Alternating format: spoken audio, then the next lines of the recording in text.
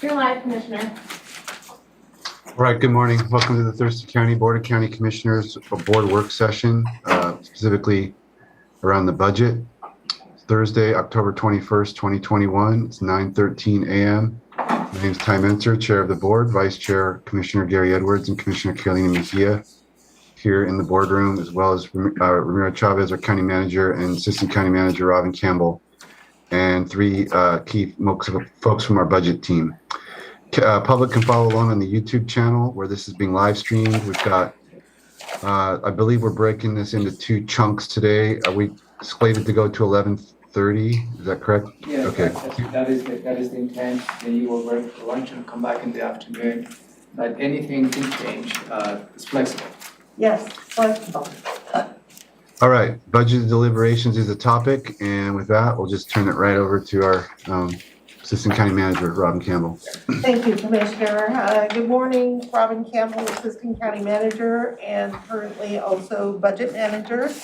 And today we begin the deliberation portion of the budget, where you have from today until 3 o'clock on Thursday, October 28th, to make your final preliminary decisions. And I'm careful to phrase it that way. You hear me say preliminary final or final preliminary, because your final decisions aren't made until after the public hearing is held in early December. We do, however, need your decisions on what goes into the budget book that is published, and that will be available on November 22nd. So what gets published has the decisions that you'll make over the course of the next week.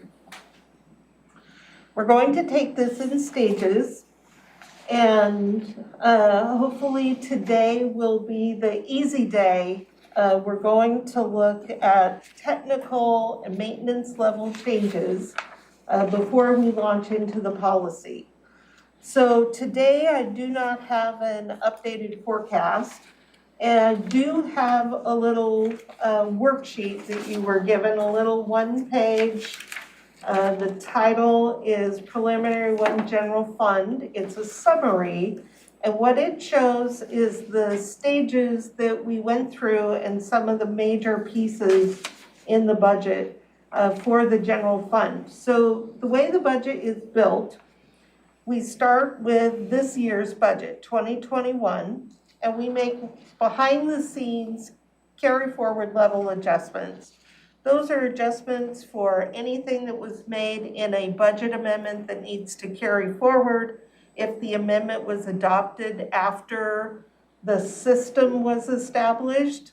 So there are technical changes for taking out one-time items or adding in positions that are going forward or any other changes so that the carry forward level is reflects what the starting budget would be with these adjustments for 2021. Then we make technical transfers and adjustments.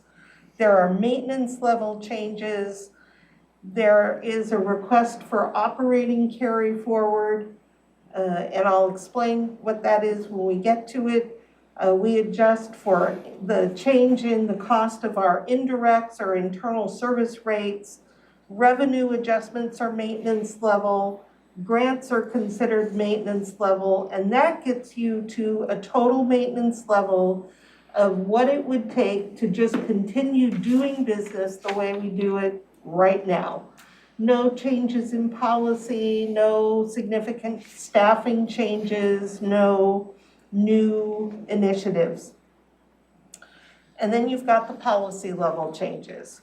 So as of this morning, the total revenue for 2022 is estimated to be $115.6 million, expenditures $133.8 million. If you were to fund everything, 2023 revenue $116.8 million, and expenditures would be 131.1 million. Now, we'll look at the forecast tomorrow when we start looking at policy. But I can tell you right now that you cannot afford to fully fund all of the policy level requests, which is not news to you. This is the conversation that we've been having all along. So what we'll do today is I've provided you with the breakdown, and we'll look at each of the worksheets for technical transfers, maintenance changes, the operating carry forward, the summary of the indirects, and the revenue changes and the grants. And I'll ask you to give me a thumbs up or a thumbs down to approve those buckets of changes at that level. It's all included in the maintenance level. There are no significant changes to what you've been looking at so far. And again, tomorrow we'll have the forecast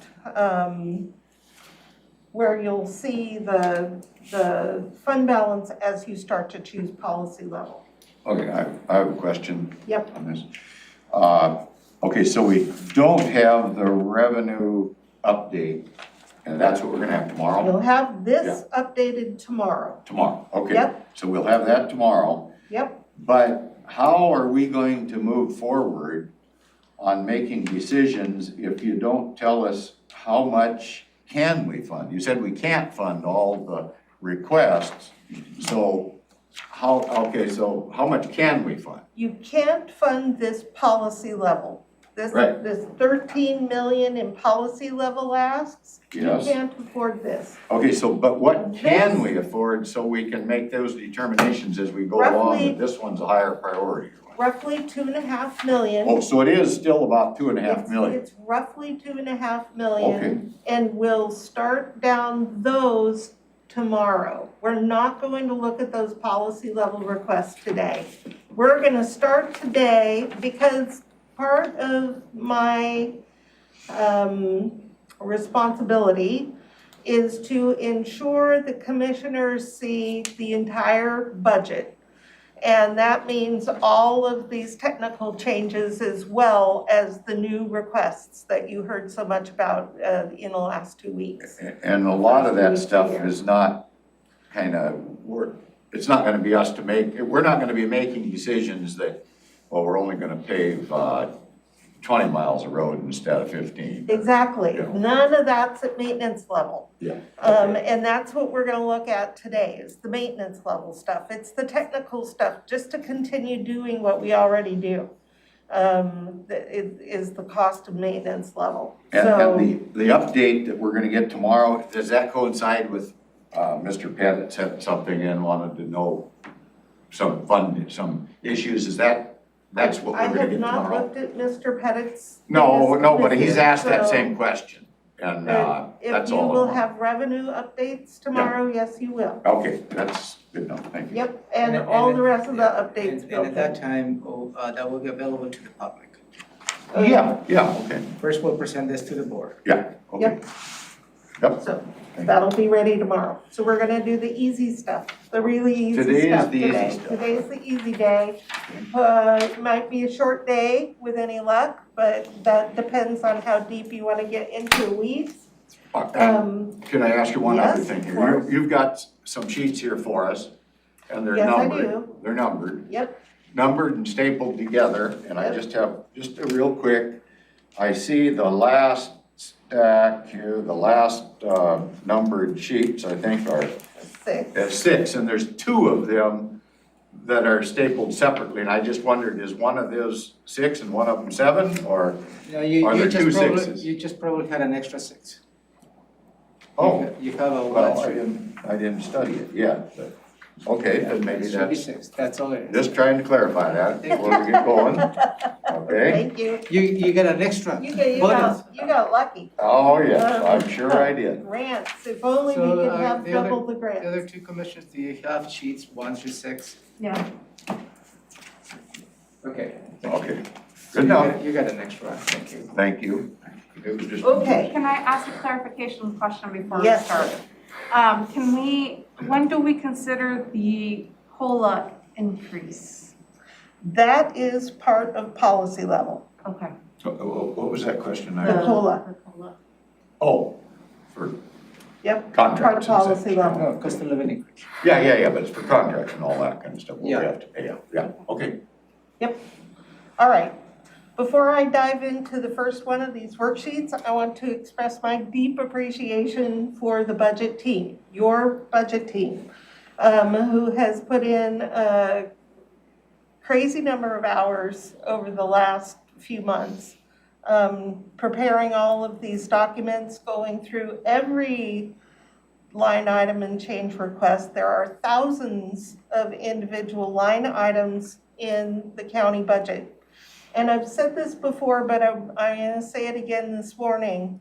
When I worked at state agencies, I spent a number of years building budgets in DSHS, and I had 4 months to put together a budget. And in the county, our offices and departments put together their budgets in 5 weeks. So, and they're no less complicated. Just because it's less money to spend, they are no less complicated than a state agency. We have complicated budgets in county offices and departments. And then I worked in OFM for a number of years. And to prepare the governor's budget, I was one of 32 people, and I had 3.5 months to produce the governor's budget. And here in the county, we do that in 6 weeks, including all of our meetings with you. And I can tell you that, and we do it with a team of 3 who have other duties. So your budget team is phenomenal at pushing this stuff out to you. There are going to be occasional errors that we will find as we go into the budget amendment next year, because there are thousands and thousands of lines, and there is no way in this kind of a compressed time with so few staff in both the agency part and the development part, once our team receives it, there's no way that we're not going to miss something. So this is not perfect, but it is as scrubbed as we can get, and it's pretty darn close, and that's because you've got a phenomenal budget staff. So thank you very much to the team. Thank you, team. Yes. Sending you a woohoo Yes. emoji. Big woo-hoo. So thank you to them. All right, so we're gonna start by looking at the first set, and these are indirects. And it's a long list. Yep, it's the whole thing. But we're really not, other than you going over this, we're not gonna be saying, hey, no, I don't wanna do this, because That's my expectation, Yeah. is that Oh, you are okay. not going to It's a- stop and it's a say maintenance no. level- But maintenance level, right? I'm, Okay. you know, I am fulfilling an obligation to ensure that you Okay. have seen all of the steps to build a budget. On this one, and man, I apologize, because we have not figured out the page numbering, because every page is a page 1 of 1. oh, Which I know is not helpful, but we can't get certain things to work for us in our current system. But I would encourage you to go to the page, which is approximately page 9, where there starts to be a summary. And Commissioner Menzer, I'm sorry, it's going to be difficult for you to follow along. But what you see here is the total indirect cost to each fund in the county.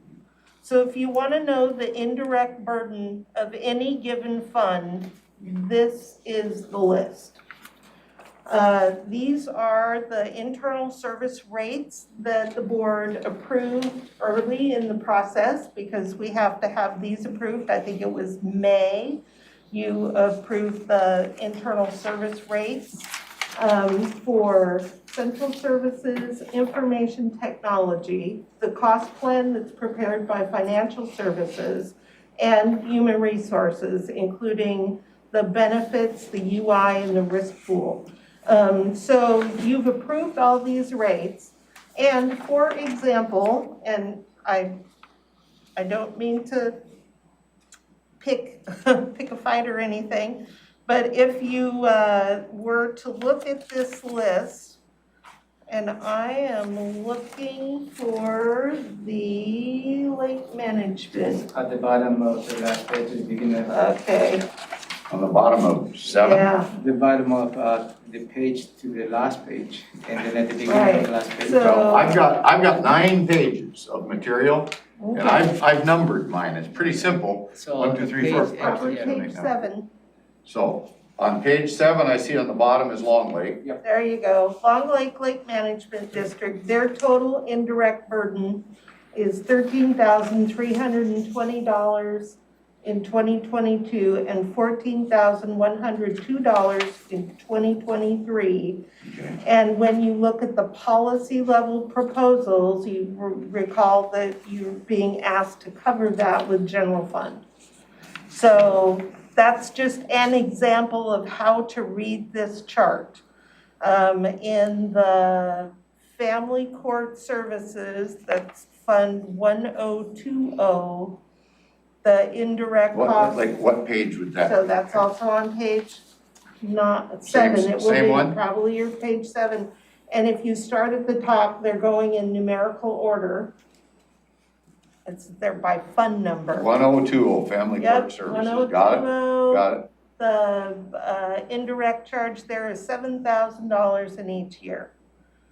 The fair fund pays $92,400 in 22 and $95,400 in 23.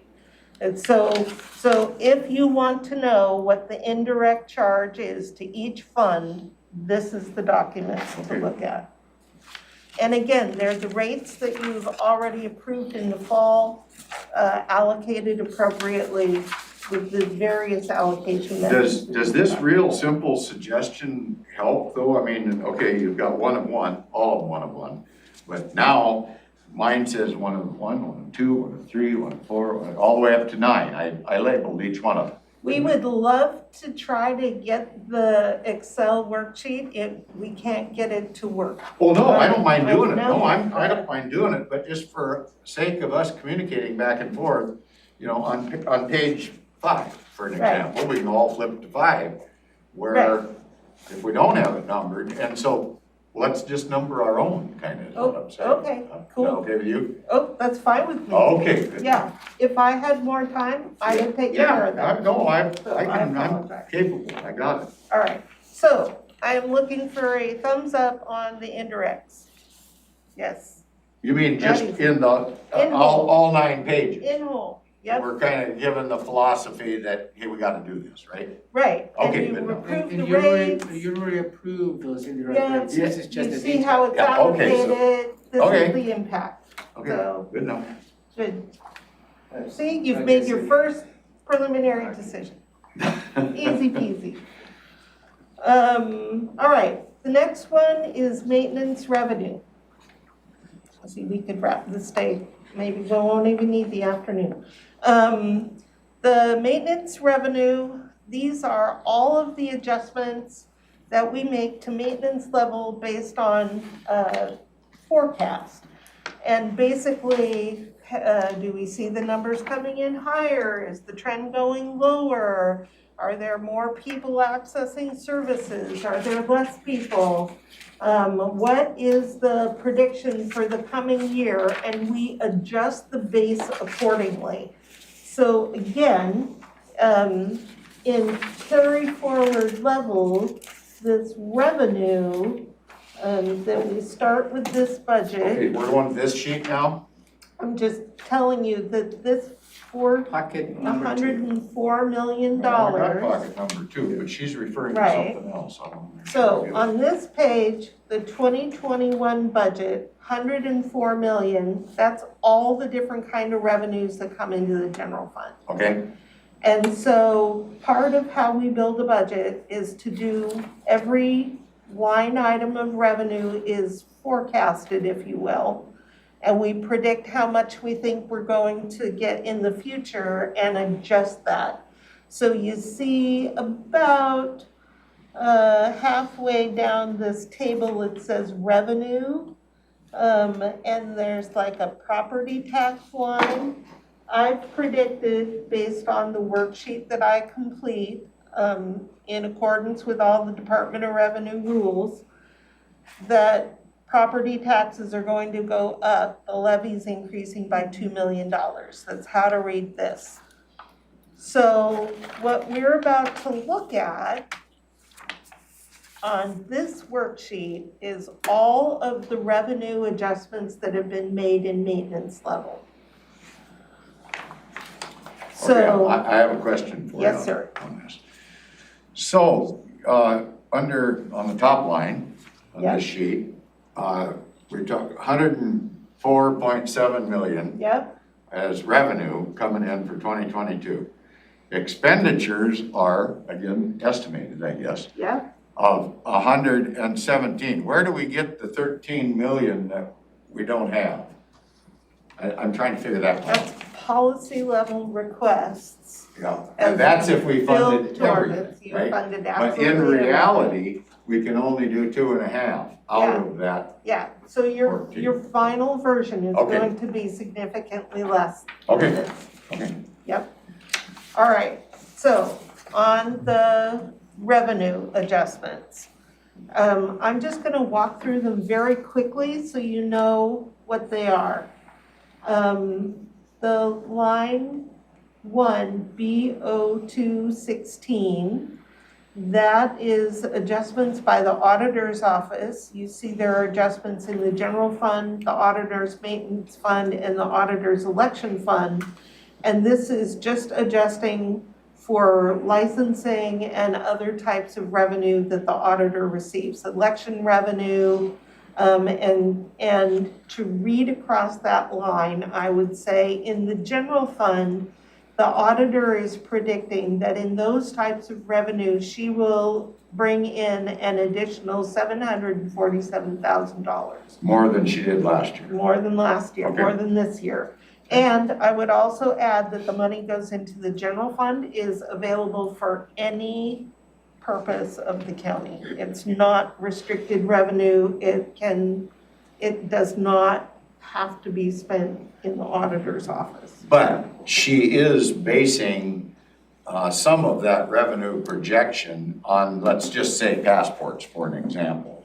And so she's just saying that she can bring this in if she has maybe an FTE or something to make that happen, right? So anything where it was new revenue based on adding an FTE, that would be a policy level decision. And you would see that revenue when we start to look at policy. So, This revenue is based on current staffing levels. okay, on current staffing Yep. levels right here. This is Okay. the expectation based on And- everything staying the same, And the auditor, we're not gonna do this, but right? if I went to the auditor and said, okay, is this about right?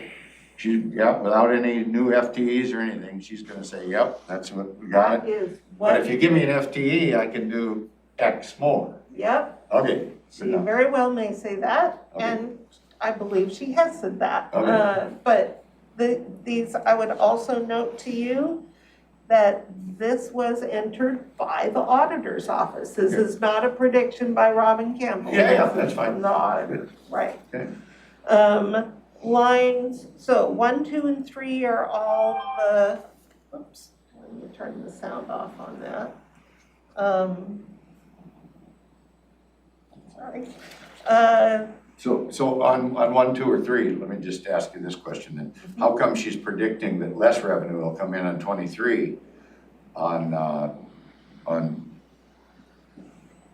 know, 65,000 for revenue for 22 and less revenue for Right. 23. That is her election fund on line 3, and we don't bring in as much revenue in that particular year of the election Oh, okay. cycle. Off years. Yep, like presidentials are always low, yeah. Yep. Okay, good enough, thank you.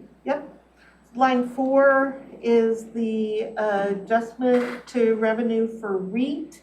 You see 4 and 5 are REIT 1 and REIT 2, and that is a forecast that I prepared, and I am predicting 2 million more than we received this year. And And- this is not 2 million more than the receipt, this is 2 million more than we budgeted for this year. We've reached And why does it say first quarter in that block? first quarter, that is the, Read one. yeah, REIT 1, that is the Oh, okay, the first quarter quarter of, of a quarter yes, percent first or something. 1% that's charged. I Yes, thought, REIT 1 and okay, REIT 2. that's fine now. I think you asked, what is the third quarter and fourth quarter? Yeah, that's right, yeah, they're not, The law okay. doesn't allow. us And to do somewhere that. along here, it might say second quarter. Yeah, oh yeah, the Yeah. next line says second quarter, it's Oh, just compressed and you can't see it. Oh, okay, well And then, you'll see that those amounts are exactly the same because it is 1/4 Same of formula. a percent, yep, against the sale price. Yep, okay. Line 6 is the adjustment. Oh, Yep. I was the one that asked about the quarters, and Oh, I you didn't. were the one? Sorry. And I thought we were talking about a quarter of the year, like the first quarter's revenue. But you're saying it's a quarter. It's the first quarter of a percent That's the on name of the Right. account. for the whole year. That's right, for the whole Okay, year. that's why I still didn't understand it last time, so now I do. Thank you. Okay, great. Okay. All right. So line 6 is the adjustment for the Stadium Convention and Art Center. This is the money that goes to your LTAC, Lodging Tax Advisory Committee, that supports tourism. We're definitely bringing in more this year than we did in 2020 or even 2021. The industry's coming back. Line 7 is we have additional revenue coming into the Historic Preservation Fund because the document fees, that's a $1 fee on every document that's recorded, and the number of documents is increasing. Line number 8 is general fund adjustment. The clerk's office says that they will be receiving less revenue from a number of different lines of collections because they are just not charging the same way as they used to. And this is consistent with a trend that I've seen of less money coming in over the years. And it could be that the judges maybe aren't assessing maybe a penalty or something like That's that right. as well, right? That's right. Okay. Line number 9 is the reduction, a similar type of reduction. This is also by the clerk's office in the legal financial obligation collections fund. There are just not as many penalties that are being paid. Superior Court has an increase in revenue for involuntary treatment services. This is revenue that we bill to the TMBHASO, the Thurston Mason Behavioral Health Administrative Service Organization. That was a And mantra. I'm so happy that they wrote that into the description. I never could have said it any other way. Line 11 is also Superior Court. They anticipate a decrease in fees that are paid in for drug court program because of the changes in the recent changes to the law regarding drug charges. So they think that that revenue will decrease substantially. Line number 12, also Superior Court, they think that the revenue for UAs, though, will go up slightly in the future. On line number 13, this is from District Court, again, large reduction in collections for fines and fees. And there's a lengthy explanation of all of the different ones that they took into consideration when they did this. But I will say again that there's been a consistent trend of these collections going down. It's been a long time since we've collected the amount of revenue that was budgeted. So this gets it much closer to where we anticipate will actually be in collections. And I will pause a moment and say how much I appreciate the work that every office and department did. This year in particular, more than in prior years, I noticed that every office and department really did a good job of revenue estimates. And I appreciate that so much because that gives the board a much clearer base on which to base your decisions when we don't have inflated revenues. Line number 13 is in the general fund. It's non-departmental. You will recall that I had let you know that the city-county assistance has been reduced, and we will no longer receive that shared revenue from the state. So That's a where big we're hit a in the victim of general our fund. own success, you might say. Yes. Robin, I've got that as line 14 and you said 13. I want to make sure I have the document. I apologize, Commissioner. Let me It's look. line That is 14. line 14. Okay, thank you. You're following along. On the next page, lines 15 through 20 are the adjustments to the property tax for the various funds that receive it. Here you'll see that same 2 million I was pointing out earlier on the summary page, the increase in the general fund, and then you see the increase in all of the other funds. This is the way we do the property tax, and I think I've explained this, but it bears repeating. I have a worksheet that I fill out that is from the Department of Revenue.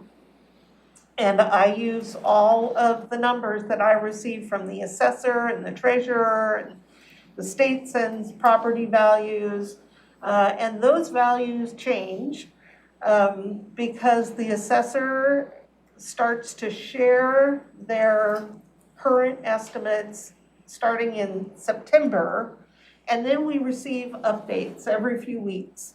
So the latest update came in about 2 weeks ago. And what I do when I set the property tax is I do the calculation on the page using all the proper numbers, and then I round it up so that if it goes up some, there's still room and your forecast isn't bouncing around.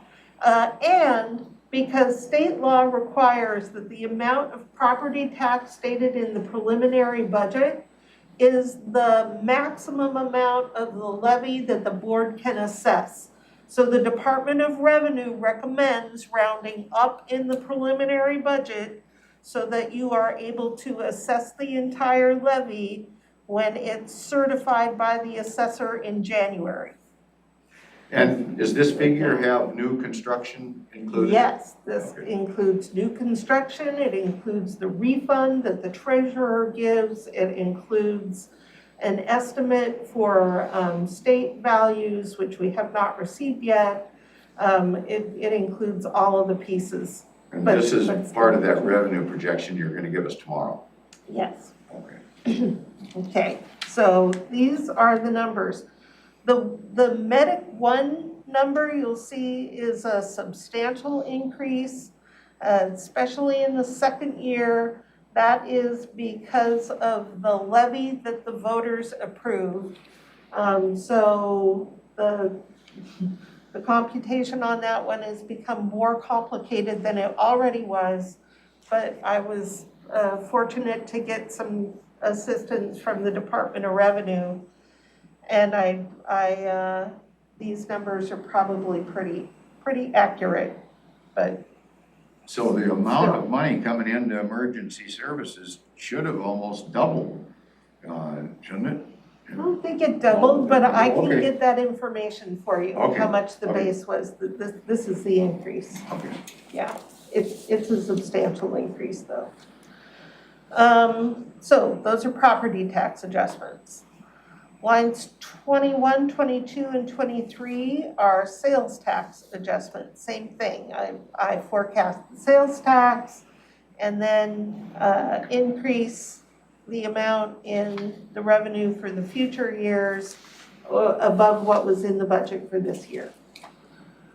So you're saying for 22, we're gonna have 7 million more in sales tax than we did in 21? Yeah, more than the budgeted amount in 21, and we're already coming in well Well, above higher. budget. So it's not 7 million more than we're collecting, it's 7 million more than we had budgeted for 21. So we might have only budgeted 5 million or something. Yeah, we Okay. budgeted about 21 million, and I'm currently anticipating at least 24 million. So really, it's only about 4 million more Yeah, than well, I think. how that come will it's, come how in. come it says 7 million? Because the budgeted revenue only includes 20 million, and I think next year we're gonna bring in 27. So these are technical changes. Right. And then detention, sales tax and treatment sales tax are also growing at a crazy high rate. Line number 24 is just miscellaneous adjustments for things like the Olympia criminal justice tax and the public safety tax. Those are increasing not quite as much as our own sales tax. Lines 25 and 26 are adjustments in revenue in the road fund. You'll- I gotta ask you something though. Yes, before sir. we move on. How come the treatment sales tax that is also 1/10 of 1% doesn't reflect the same kind of change? Because the general fund is more than 1/10 of 1%.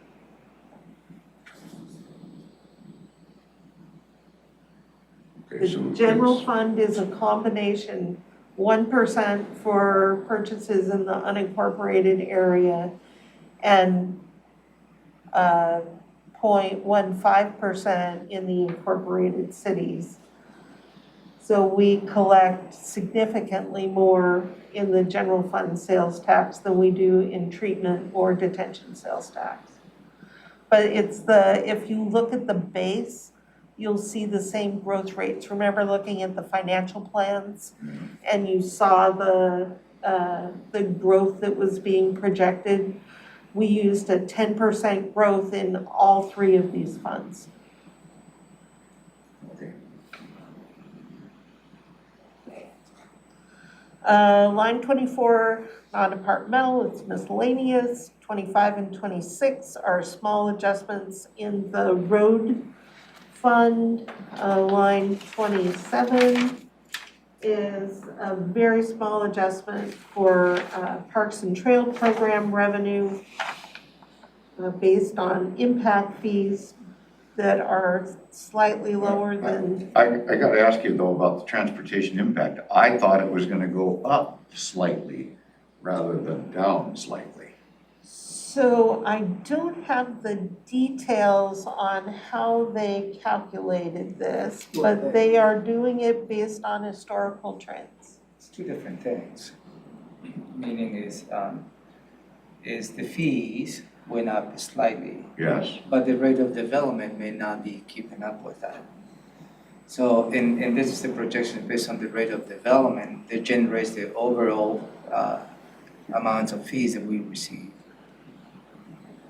So it's not a one-on-one relationship because the increase on the impact fees based on this year may not materialize on the rate of development.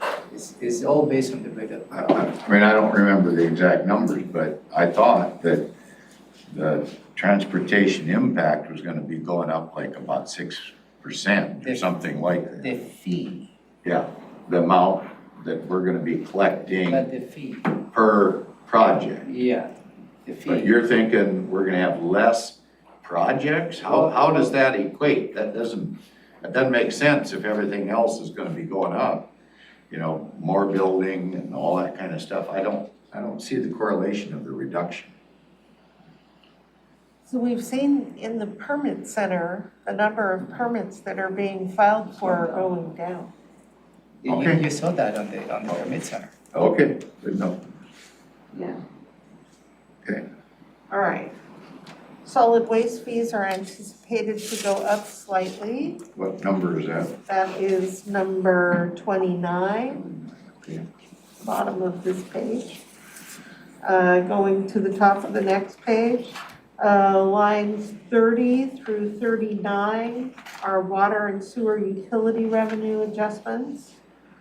Most of them going down a little bit, but Grand Mound slightly going up. Well, I guess why would they go down when we're not charging less? So why would, and that isn't a growth area where there's less building in those locations. If everything stayed static, why wouldn't it stay the same? So that is an excellent question for Jennifer Walker. Denise has her hand up. Yep. Oh, Denise got an answer. Great. So my recollection, Commissioner Edwards, is that they went in and they were actually just coming up with improving the number that it had been slightly artificially high. So it's just improving the number that they had in the budget. Once again, we weren't collecting as much as had been in the budgets, and they're trying to get more realistic. This is, Tightening the projection. thank Yeah. you. Thank you, Denise. That's, Okay, this year especially, I've seen almost every office and department do that, so that's a good job. Line number 40 and 41 are the noxious weeds. They anticipate bringing in a little more. Line 42 and 43 are for stormwater utilities, a little more revenue than anticipated. And then line 44 on the community loan repayment fund, they think that that is slightly less in interest revenue in that fund. So those are all of the maintenance level revenue adjustments that are included in your budget. Denise? Thank you. Commissioner Edwards, I have an answer for you on the base for the Medic One property tax. okay, So the base amount was 11.8 million, and the adjustment for the property tax that you just went over was 3.9, round up to 4 million. It brings it up to 15.7 million for a total. So about a third increase. 130%. okay. So not double, but still significant.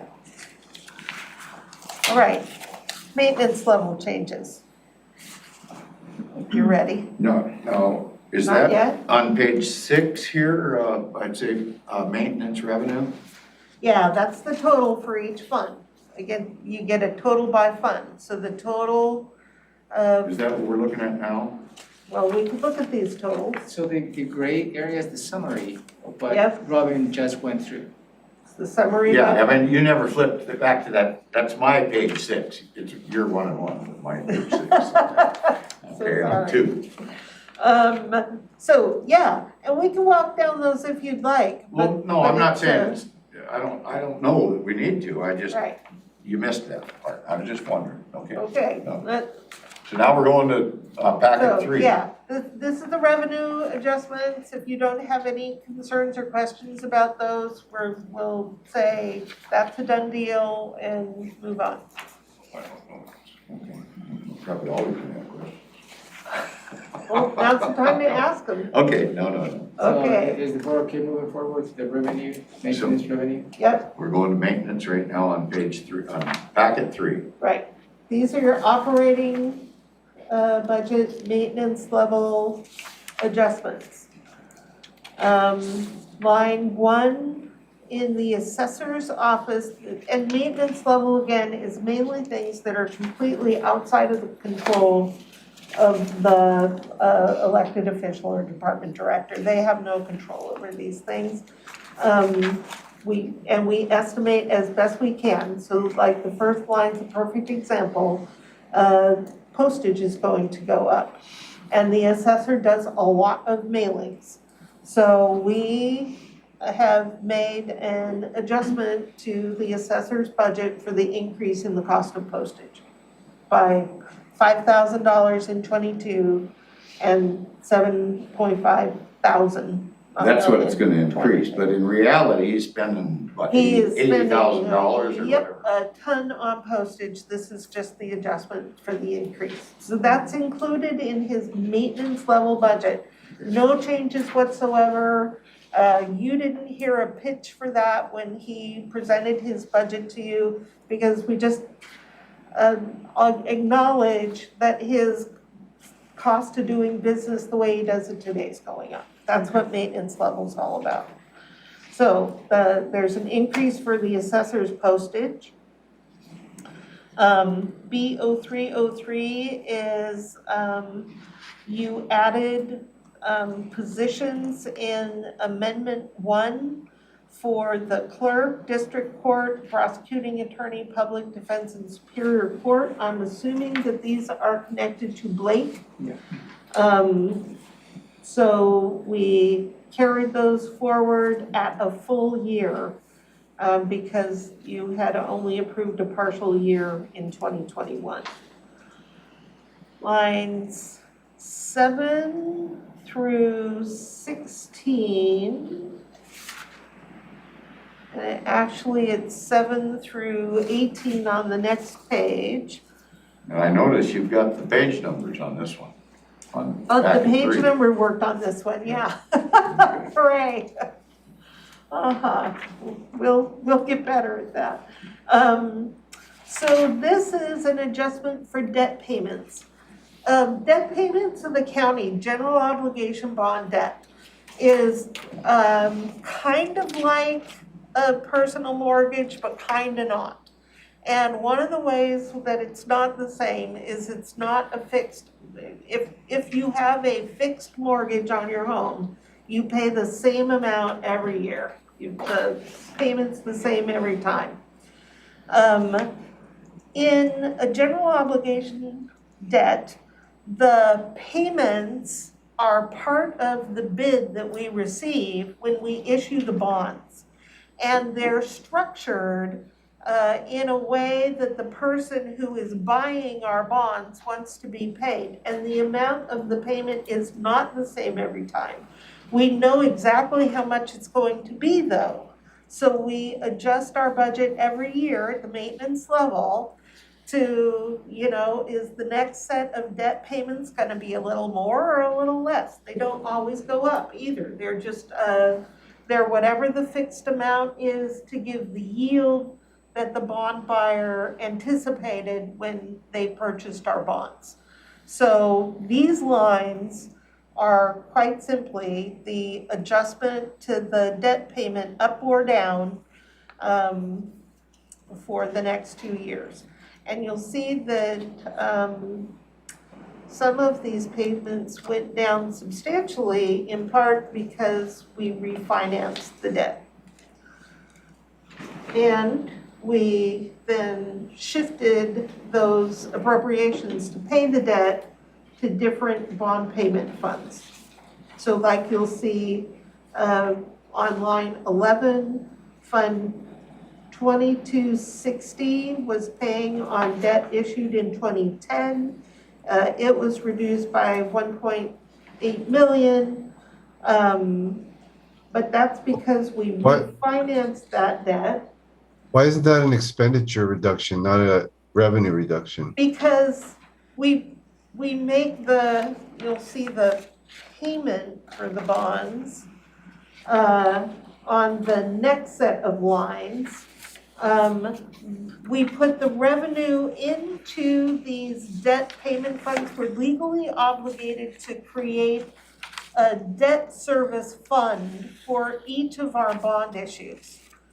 So Okay, this particular set of funds in the 2000 series are the debt service funds. So it's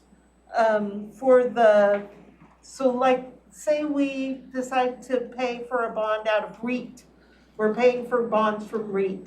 The REIT fund pays into the debt service fund, and then the treasurer uses the money in the debt service fund to actually make the bond payment. That's how we are legally required to do this. got it. Yeah, so you see revenue into these particular funds adjusted, then the payments out, to put the money into these funds. Here's the payments of the debt. Those are lines 20 through 32.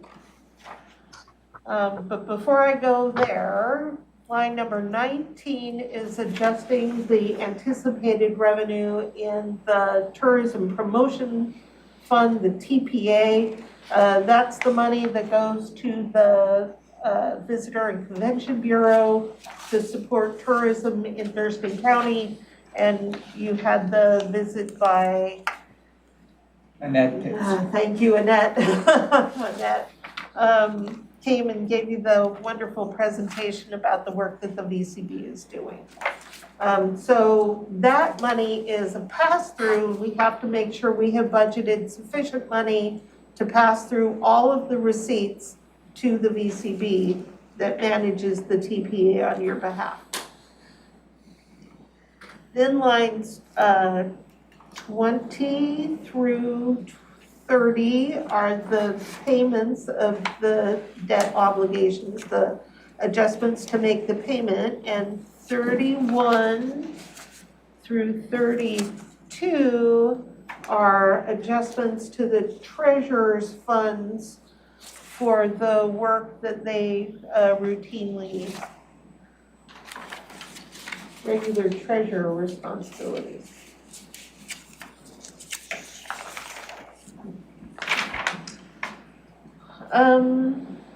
Then you hit line 33, 4 and 5. This was, I gotta ask you a question about 31. What is the big change between 22 and 23?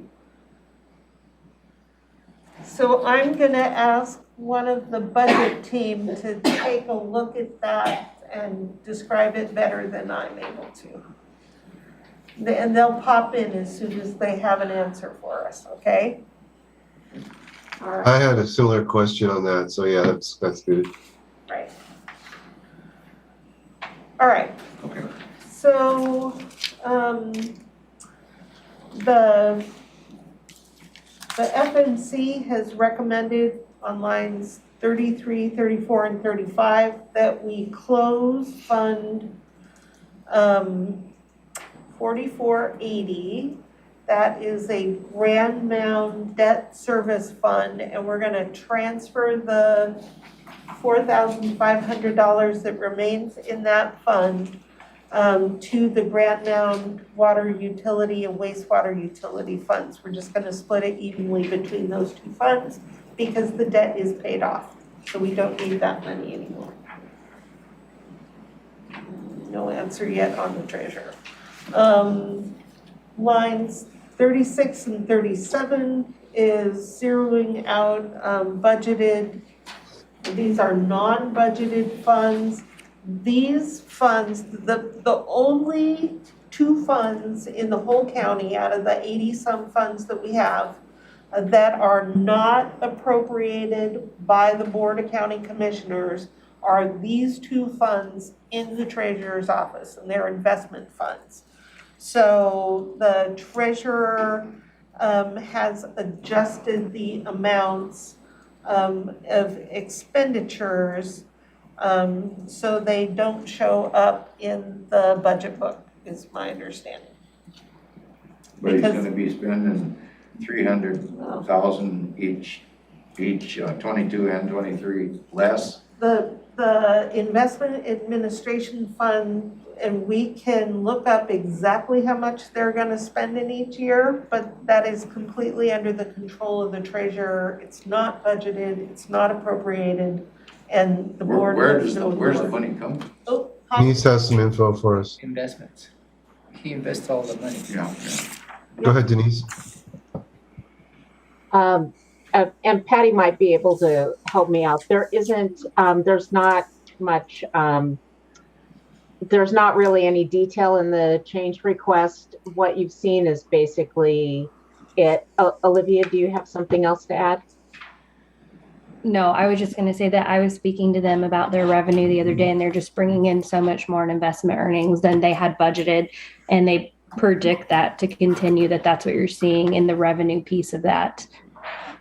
So investment return, maybe interest rates are going up or something, but they're saying they're gonna get more money back in 2023 for investment return than they did in 2022, because the economic changes in the country. that's right, Okay, good enough, that's fine.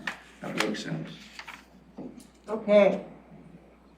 Hopefully everybody's CD will reflect that. If only we could invest with our treasurer. All right, so I think we're down on line 38. The prosecuting attorney anticipates bringing in a small amount of additional revenue for the Target Zero program. Line 39 is from the sheriff.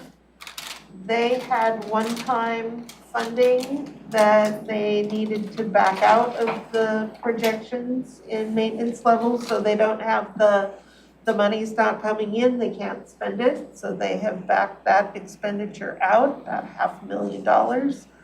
Well, and what is that from that they're not getting? That had been for initial vehicle and MCT purchases. So the board had approved one-time purchases of equipment for the sheriff, You know, and that's in the base, and then we back that out in maintenance level. which I don't understand that. It's Because technical, it is not an ongoing expenditure, right, because it was only. Yeah, but don't they do those MCTs on ER&R? That's what the description said, purchase it and that's to ER&R. right. So they've adjusted the amount so that they can pay into ER&R, but they don't have the money, they don't need the money. There was the one-time funding, they don't need that much every year, so we back it out. But that's gonna be $500,000 that goes back into the general fund? Yeah, Is that part of that 2.5 million? part of what, 2.5 The million? 2.5 million of additional funding that we can do for policy? No, this is just base budget. This is- All this conversation has nothing to do with the additional expenditure that you need to discuss, how much you want to fund to reach about $2.5 million. His point is that I think the answer is yes. It's the $2.5 million calculation is based on the where we stand with the maintenance level budget, which includes this piece. True. But it's not like we're taking anything away from the sheriff. No, I'm not saying that. Okay. I'm just, it looks like that's adding to our revenue ability. It adds to the bottom that's- line. And that's figured in on that 2.5 Yeah, million? yes, Okay, let's say yes. okay. Okay.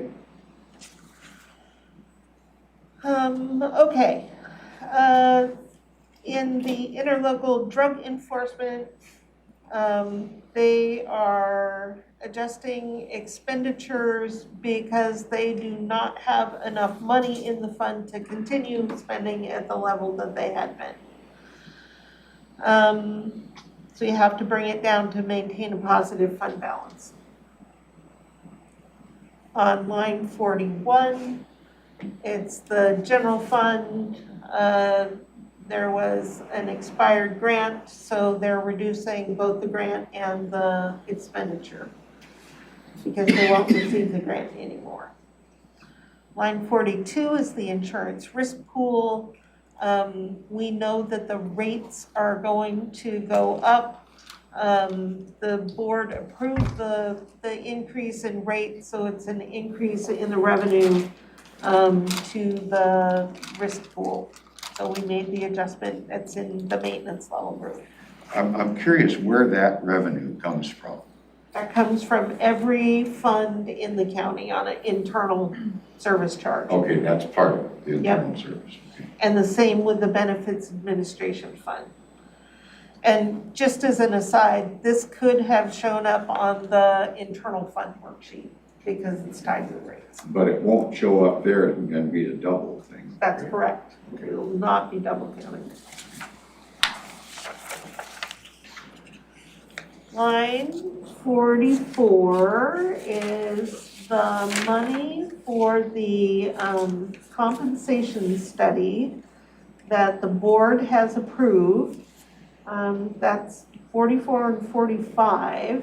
They didn't spend the money this year, so they are carrying it forward to next year so that they can go ahead and do the study. And that's $150,000 in general fund and $50,000 in the benefits administration fund. And that's going to be the job analysis type. Yeah, that we so desperately need. The classic compensation fund. Yep, class and compensation. Compensation, okay. Right, and again, the board had already approved this. The money is not going to be spent this year, so they need it available next year. Lines 46 is the assessment increase for Orca. Line 47 is the transfer for the Regional Housing Council, that 1/2 of 1% of our sales tax revenue that goes to your interlocal agreement. Used to be the HHSC. So that increases along with our sales tax revenue, and then you see line 48 is where it's deposited into Fund 1400. Line 49 is the increase in payments to animal services at the current level of service. This is not the increase that you'll see at policy level that would take you up to fully paying your share, as some will frame it. But this is just the increase to get us what we're buying today from them at the lower service rate. Line number 50 is the increase in the contract for TC Media for 22 and 23. 51 is the amount that you will pay, the increased amount that you'll pay in county dues for WASAC, that's the Washington State Association of Counties, the Washington State Association of County Officials, WACO, the National Association of Counties, NACO, the Office of Minority and Women Business Enterprises is paid every other year. So those amounts are adjusted for the increase that we've been notified that we will pay in dues. Then we move to central services, and these are adjustments in the amounts that are adjustments to fund balances. And in central services, because the funds are collected on a prospective basis, they estimate how much they will need in revenue to cover their expenses, and that becomes the rates that the board approves. But because they are an estimate, state rules require that these funds be, what's the right word that I'm not thinking? You have to reconcile them at the end of each year. So we look in central services and say, okay, we collected this much, but we really only needed this much because internal service funds are prohibited from making a profit. We cannot make a profit, we cannot bring in more money than we spend in these funds. So here's how much we collected, here's how much the actual amount was, and then we have to adjust the amounts in the budget accordingly, and that's what these adjustments are. And we use the reconciliation amounts to adjust the rates up or down as needed. So lines 52, 53, 54, all the way through, back to the assessor. 58 are those types of reconciliation adjustments.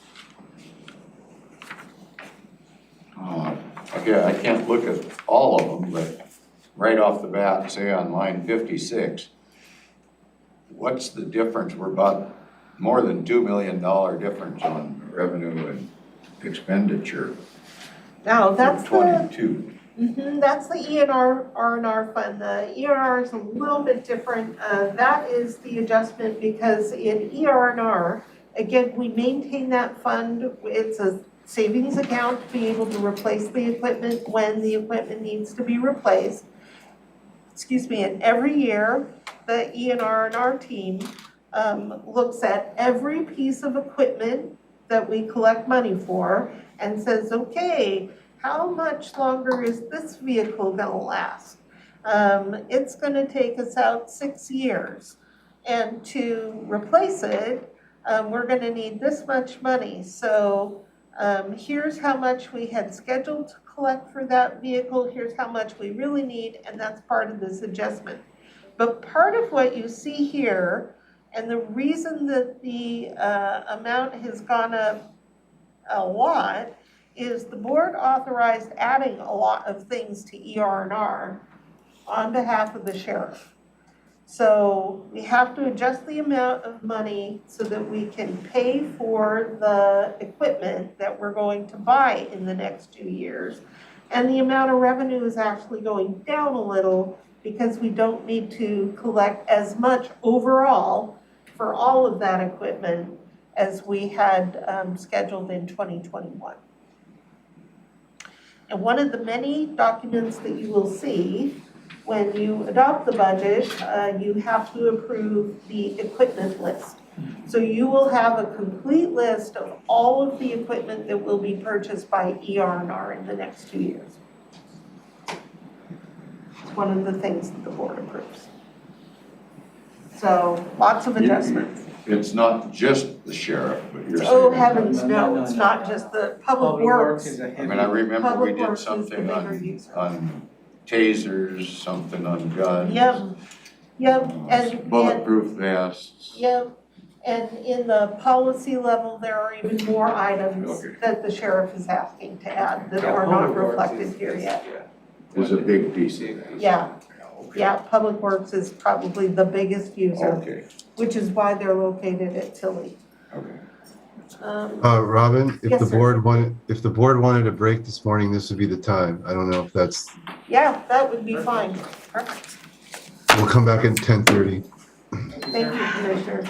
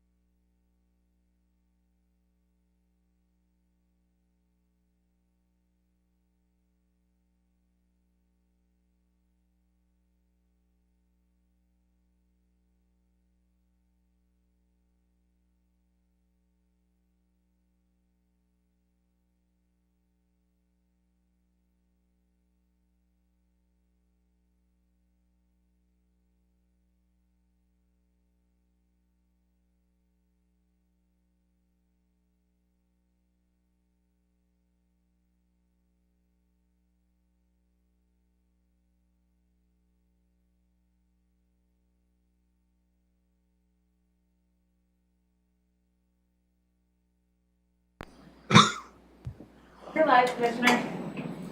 Right, picking back up, it's 10:36 a.m. We're picking back up with our morning budget session. We were on packet 3, page 6, line 59. Right back to you, Robin.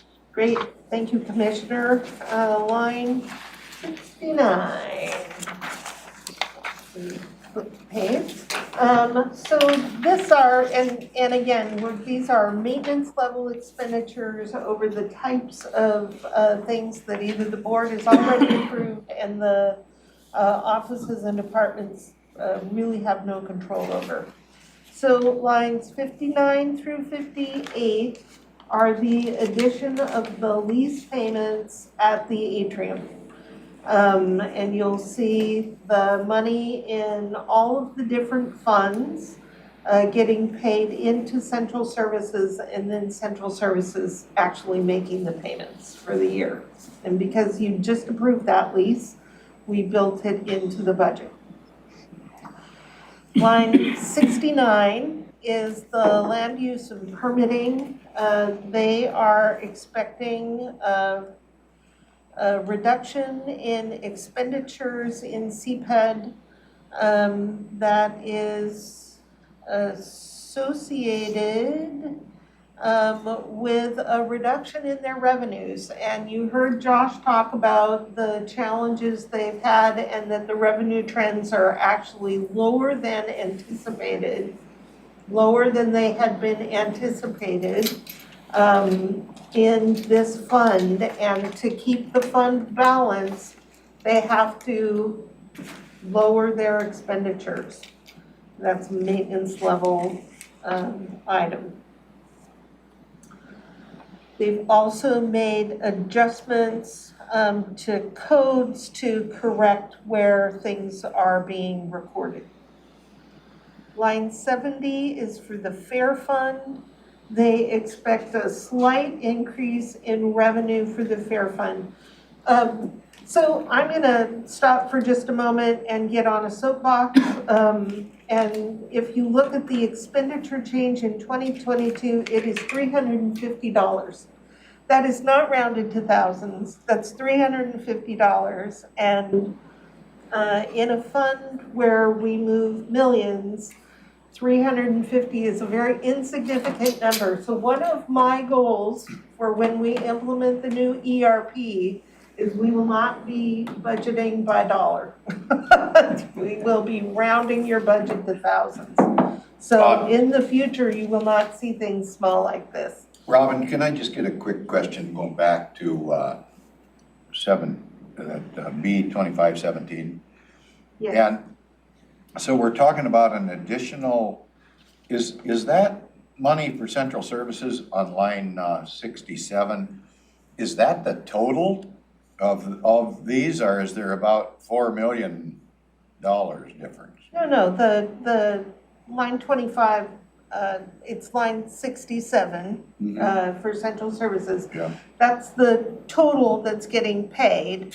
And again, what you see on all those other lines becomes the revenue that you see on line 67.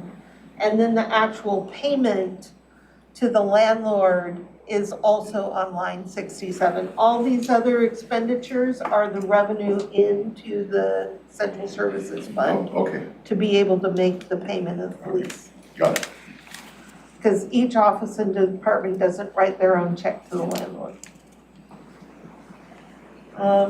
Okay, so the fair, very small changes for anticipated revenue. But I will say every dollar is important in that fund. But we're gonna round. We're gonna start rounding to thousands. Line 71 is a decrease in revenue going into the general fund and an increase in revenue in the land use and permit fund. That's line 71 and 72. That is an adjustment for the cost of compliance.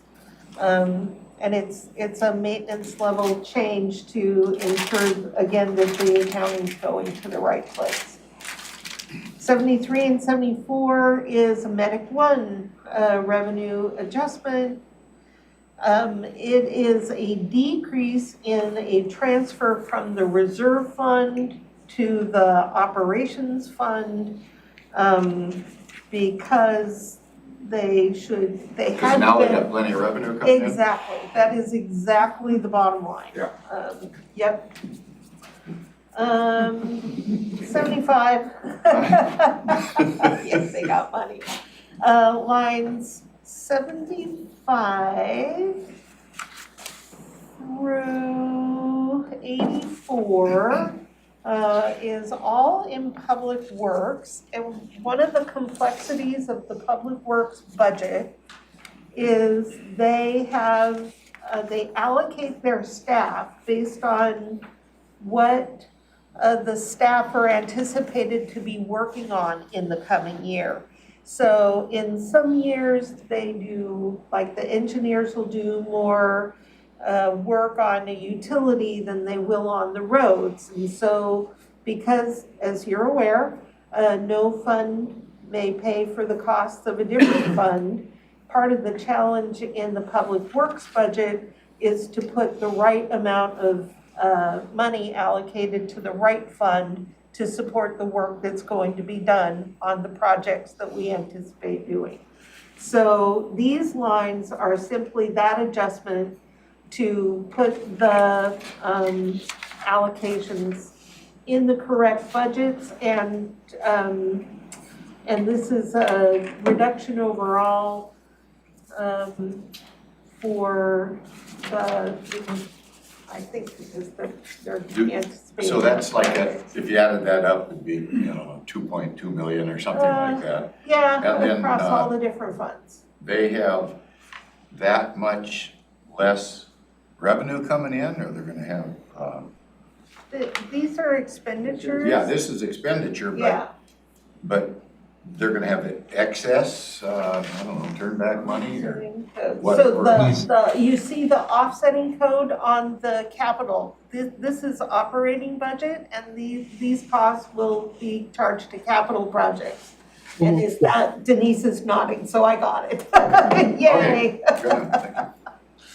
All right. So the next few lines, 85, 86, and 87 are just adjusting the beginning fund balance of these various funds. 88 and 89 is revenue expenditure update in IT. This is the same type of adjustment where you've got to do the reconciliation. So the various things change based on reconciliation and rate adjustments and anticipated replacement purchases and operating costs at the maintenance level. And that is the same type of adjustment for each of the funds on lines 90, 91, 92, and 93. And those are the maintenance level changes. At the bottom line, maintenance level is no small thing. It's the cost of doing business, and the cost of doing business is going up. So in the general fund, that is the bottom of page 8, you'll see that the net change in revenue is an increase of $384,000, but the net change in expenditures is $2.4 million in 2022. Hey, Robin. Yes, sir. This seems like a pertinent time to kind of talk about the 1% property tax, and because to me, this is where they connect in my head, and it looks like we have over $2 million extra expenditure just to do business at the same pace. And if the board were to improve the 1% increase, how much extra money does that bring in? 1% nets us about $500,000, roughly $500,000. So less than a quarter of the increase just to do maintenance level budget. That's true. Okay, I just felt like that's a good place to connect that dot, because when we talk about it in isolation later, it might people kind of lose sight of this piece of it, which is that we've got an additional more than $2 million of expenses just to keep the ship afloat in the same capacity. That's right, and that's before you even take into consideration costs like medical inflation. Medical inflation is already built into maintenance level by this time, but costs like the COLA. Before you ever start to consider a COLA, just the current cost of doing business has gone up substantially. I will say, do bear in mind that part of this increase is the new lease at 3000 Pacific. So you do have to acknowledge that, and that's somewhat abnormal. Let me do a quick follow-up on that then. That extra amount that is going towards the lease, that's for the individual offices that are gonna be over there getting charged this much more. Right. Are they getting a reduction in their charges because they're vacating here? They will. And we haven't factored that in yet, and that's an excellent observation. Because the decision by the board on the atrium came quite late in the year. Sure. We'd already set the rates for the building reserve fund, and that's what we charge for the tenants, if you will, of this building. So, for example, the commissioner's costs will come back in the midterm and adjust that down, and you'll see savings, and these offices and departments will not be double billed. Okay, then, So we're gonna save something. But also on the flip side, for the offices, they will be occupying the additional space. The rates will go up because the square Yeah, footage. their rates will go up. yeah, okay, I'm not questioning that. How about the remodel? How does the remodel, that, up to 10 million, where does that fit in? Has that got anything to do with That's this? in REIT.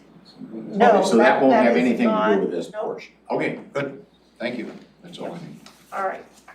All right, so that's the hit on the general fund. The summaries on page 9 and 10 are the impact on all the other funds, if you'd like to go through them. But if you have, if you've got questions, now's the time to ask them. If you don't, I'm going to ask for a thumbs up on maintenance level. Let me just ask something on that. On the parks impact fees, it's $500,000. And we're making some adjustment. We're giving them more money out of general fund or something, but what is that? No general fund goes to the traffic impact fee. No, Or the parks impact. Parks Parks impact fees. No, Line 86, I'll just use that. right. Line I mean, it's just showing There's the- 576 less. Yeah, the park impact fees,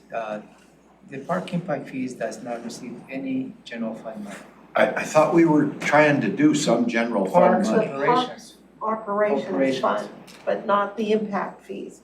And Okay. all this reflects Okay. is an allocation of I get expenditures it. that'll be going to the, But we are doing capital. about $1 million, or about $500,000 in the parks, right? From somewhere, I don't know. From shift the or road something. levy shift that you have From the shift, already okay. said, yeah. Okay. all right, thumbs up on maintenance level changes. Yes, 1, 2. Well, I mean, I obviously didn't agree with some of that stuff, but I don't know how that fits, But as a bucket, Yeah, okay, well, I guess that's the way we'll look at it. and this is, again, this reflects the cost of doing business as we're doing it now. Okay, And decisions that the board's already made. okay. No one will mistake your position on the atrium, Commissioner. I promise. Okay, good enough, thank you. Okay, cool. One down. The next one, page 4, is very short. There are a few items, you saw one of them in the maintenance to carry over the compensation study. We identified a few other items like that, pulled them out. for your consideration. Can you say that again? I don't see that on here. What? No, that one was, the compensation study was in one that you've already reviewed. Okay. But it was a similar thing where something was authorized this year, not fully spent this year, and they're asking for the ability to have appropriation authority to continue in the future with what had already been a project that was approved. So there are 3 items like that. One is, the first one is for the auditor's election reserve. It's a little tricky. There was 400,000 in authority that was granted by the board for the purchase of equipment for the auditor. They didn't purchase any in 2021 when they had the authority to do so because they're waiting for the move to Mottman when they've got the space to buy the equipment. So they say they don't need the full 400,000 next year. They only need 250,000, so you see a reduction of 150,000. That adjusts their appropriation authority, so they still have money to buy the equipment, just not as much because they don't need as much. And this doesn't have anything to do with that auditor stabilization fund? No, not a Okay. thing. Okay. This is in their election reserve. Line 2 is. Hold on a sec, Rob. Yes, sir. Then what is, I don't understand 2023. If you said there was 400, they only need 400. 250, they're Right. gonna reduce by 150, then what's this piece in 2023? Right, so if you go back to this summary sheet, something that, it's a technical thing about how you build a budget. You start with the 2021 budget in each year of 21 and 22. So what this change in 23 does, it leaves 200,000 in appropriation authority for the auditor in 2023. There's 250 left for her to spend in 22 and 200 for her to spend in 23. And this is a restricted fund and there's sufficient fund balance. She just needs appropriation authority. And Olivia's gonna chime in if I didn't get that right.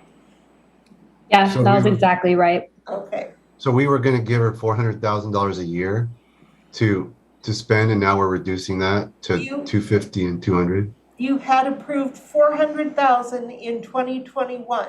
It shows up in the base of each future year. But why would a one-time equipment purchase show up in the base every year? Isn't that Because- just like the thing we were talking about before with the sheriff? Yeah, you've got to adjust it out each year if it's a one-time thing, because again, you start with the same exact base in each year when you build a biennial budget. Hi, our commissioner, From I'm so annual. sorry. We, our office, I work for Mary. I'm pretty sure it was me. I probably forgot to click the one-time button. So when we noticed that, by the time we had built the budget, it had rolled over. So that's why we're reducing it out, because obviously that's not appropriate. I apologize. Okay, but then even if it's backed out, it's still then now 450, not 400. And is that okay? Because you're only backing out 150 from 2022 and 100 and then 200 from 2023. That leaves more money to spend than we had authorized. Overall, it does, that's true.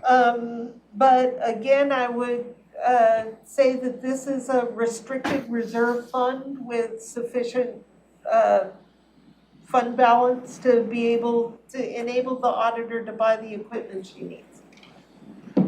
If she needs it, that's fine. I just want Yeah. to make sure it isn't some kind of typo or mistake, because it does, the numbers aren't quite adding up. If the money's needed for the equipment, that sounds good, but Yeah, I'm just double checking that. it's not quite the technical change that it Maybe would we be. can put but- that money with the money the coroner saved on his x-ray machine. Oh, there you go. So-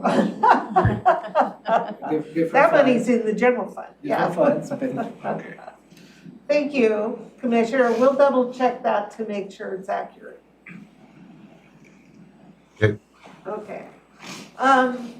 Line 2 is Conservation Futures. Conservation Futures had a authorization for the Lower Henderson Inlet project that was approved and had been anticipated to be completed in 2021. So that was backed out as a one-time item. The current projection is that it will close in 2023. So CPED is requesting that the money be reinstated in 2023 so we can complete the project. And the board approved the extension earlier in the year. Yep. That was that heroin rookie, or not heron, Heron. heron, Ah. heron. Heron, yeah. Heron rookery, right? Wasn't it, a heroin? Yeah. Heroin rookery. For herons, Yeah. herons. Blue heron. So, Blue yeah, herons, that's the right. board approved the extension as to Okay. when they can utilize the grant. This is just the technical adjustment of that decision. Okay, And then line 3 is the general fund non-departmental. This is how much money remains in what the board appropriated for the climate action planning projects. So again, the board appropriated, and I apologize, was it 350,000? We have spent 300 plus the 37.5 for the energy efficiency piece. But yeah, 300 was the climate bucket.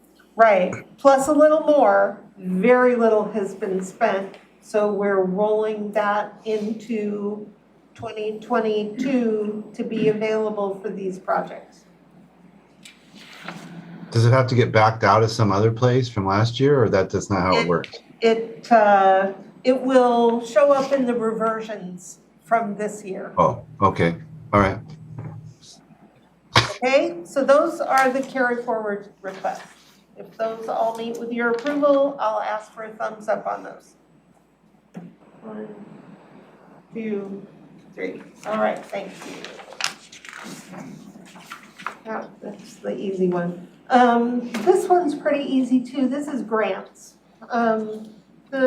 The county brings in a wide variety of grants. Most of them are state or federal grants.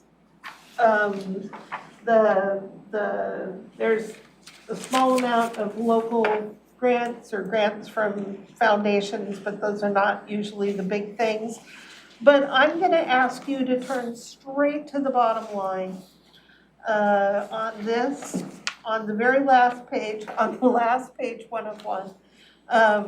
There is a summary, and if you look at the grand total, you will see that in each year, well, in the first year, the revenue's a little more than the expenditures, and in the second year, the revenue's just slightly less than the expenditures.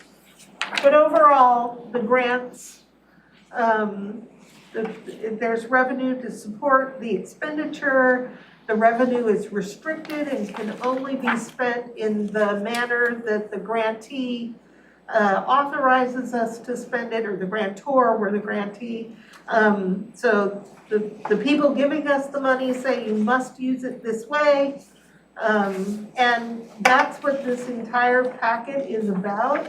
There are grants in the auditor's office, juvenile court, prosecuting attorney's office, emergency management has a bunch, public works, central services,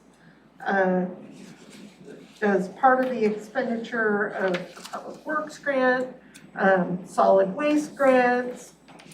There's community planning for the general fund. So just a wide variety of grants.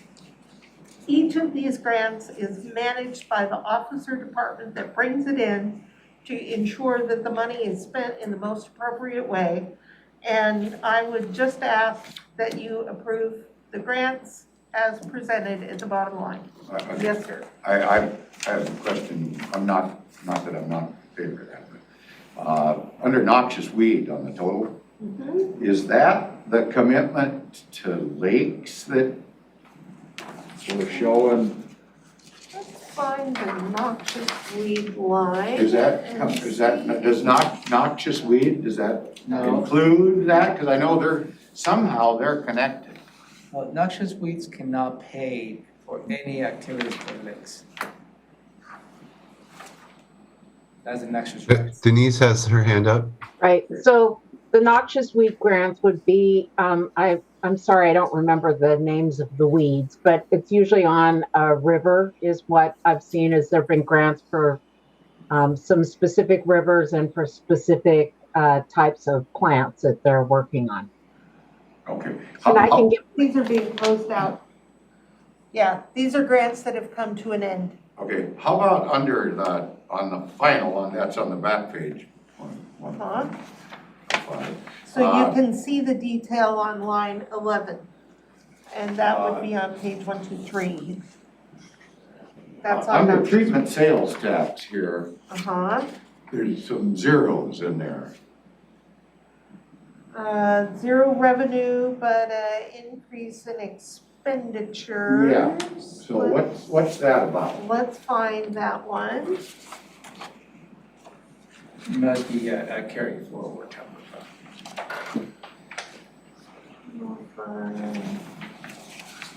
Oh, it's at the top of the last page. And yeah, they've already brought the money in 2021 and they need to, yeah, it looks like a carry forward kind of a thing where they need to be able to spend the money they've already brought in. And who's, Grant contracts. that's. Oh, this is the money going out. This is not money coming in. These are the grants that are going out on community grant contracts. So that means, So that means that they're not spending, when the board approves, how much are you approving in community grants these days? 250,000. 1,000, yeah, it's not 1 million yet. No.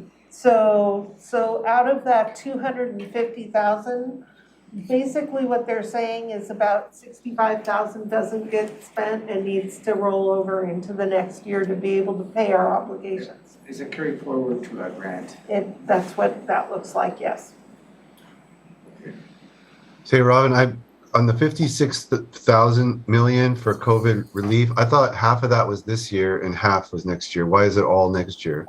So we brought the revenue in, we brought the cash in, and so I'm about to put on my technical accounting hat, and Olivia will help me if I don't get it right.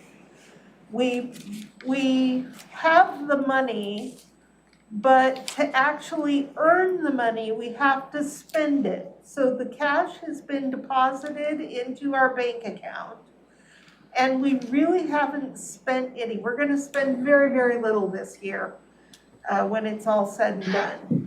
So the revenue will be reflected when we spend the money, when we actually earn it. So we got the cash, but the accounting won't be reflected as revenue until we make the expenditure. We're gonna spend the bulk of it next year. We'll adjust in the midterm for what we actually spend. So the whole amount is reflected next year. Okay, so 9 million that went to Thurston Strong, do they then have to spend it before we can double it back? Or does that count as an expenditure when we allocated it to Thurston Strong? That it counts as an expenditure when we pay the bill. So they spend it out, and the agreement that we have with Thurston Strong is that when they make a payment to assist them in cash flow, when they make a payment, they will notify us immediately and we will process a payment. So when the money goes out of their bank account, our payment to them is going in. But we have to pay on a reimbursement basis. Okay, So. I understand that, but And. that was several months ago. Are you saying Thurston Strong hasn't spent any of the money that we? Well, we just finalized the sub-recipient agreement. Okay, took longer than I was aware of. Yeah, absolutely took longer because we needed to, the requirements of this new funding are extremely complex. And we needed to make sure the agreement reflects that. Okay, I didn't know that. I thought the board made its decision like last May or something. Yeah, well, I don't think it was Yep, quite that was the long. first thing we did. That was right out of the Yeah. off the top. Yeah, It's that's been one in of the the first decisions plans. you made, yeah. taken a long time. So, and we start working on the sub-recipient agreements, so Yeah. we just signed that, what, 2 weeks ago? So again, we will adjust, what you see here is the total number, but we're gonna adjust that down for however much we actually spend this year. But there has been virtually no money out the door yet. Okay, Thank you. $1,000. Yep, good question. I have a quick question on the single sheet Okay, before we go on to 6 here, I guess. sure. Under the Blake decision there, it's showing revenue 2.5 million. Yep. Expenditures 4 or something. Yep, Where's that additional money coming from? Is that coming out of general fund? yes, sir, it is. Yep. Well, And that's not all, and we have split out when we go through the policy buckets in the next few days. We have split out Blake for you to look at independently. But yes, not only these amounts, because what you see here is the addition of the LFO payments to your budget, but also the administrative costs that are already in your carry forward level for Blake. So really the total amount of Blake, I just wrote that down this morning and Denise sent it to me. And I don't have it handy. It's a little over 5 million in 22, and it's about 3 million in 23. I don't understand what you guys are talking about. What We're on page the- is on the Commissioner? single He's sheet, on this page, Single sheet. on the single sheet. the Okay. summary, the general. Oh, fund oh, summary. okay, the first sheet There we you looked at go. this morning. Yep, that first sheet. And there's a Okay. line for the Blake decision. And so what I'm wondering about is how that affects our policy decisions. Oh, it totally Because reduces if we the amount didn't- available to If we spend. didn't set that money aside for Blake, we'd have more money for policy. Yes, you would. That's absolutely So true. all this is included and is still on the mark of about $2.5 million that you Right. Now, the Blake money is, I'm gonna call it one-time money, Yes. even though it's over the course of 2 Couple years. And the revenue is one time. So if you were to pull out some amount of this, it's not like you would have ongoing revenue available to you, but it does impact your general fund balance. And we have some assurances from the state of Washington that they're going to consider giving us the full amount of Blake. And as you're aware, there is possibly a court case going on that says that the counties should not be liable in this fashion for Blake. So there is a possibility that we're going to get more revenue, but I didn't want to book the revenue Not, when we don't know for sure it's gonna come. okay, just something so I can keep an eye on it. that's Yep. all. Yes, it's absolutely something to keep an eye on. Because there's no timeline on receiving that, right? So it's not like maybe next year or something like that. It's basically, it's all up in the air. It is, In regards to the timeline? additional, we have the amount that is reflected in this worksheet. Okay. We have that in hand. We have, The 2.5. well, it's 2.7 in, yes, 2.5 in 22 and the additional 1.4 in 23. We already got that on It's, hand? yep, under contract. You We have that amount. You approve signing the contract this Tuesday. Yep, I signed the contract and AOC signed yesterday. We have that in hand. And then we also have the contract from the Office of Public Defense for $260,000 a year. And you'll see some of that revenue come through in your next budget amendment for this year's expenses. But it's not all of the money that we need, and we've known that. But we did bring in about $4 million. Yeah, so far the state has committed Okay. 4 million. It's just not enough. So just to make sure I understand Commissioner Edwards' point, you're pointing out the $1.7 million gap in expenditures between revenue, but that's if we funded all of the different the 4.2 is if we funded 100% of all the stakeholders' requests of what their anticipated cost. Is that right? The amount, this 4.2 and 2.2, that's LFOs only. The administrative costs have already been approved and they're in your base. And we'll have more on that. What do you mean by administrative costs? You approved FTEs in 2021 to address the Blake decision. So there's about $1 million, a little over $1 million a year for Hired lawyers or something. yeah, Right? And the prosecutor's office and prosecutors, public defense. public defense, The clerk's office. the clerk's Clerk. office, the court, But weren't those on time limited positions? through the end of 2023.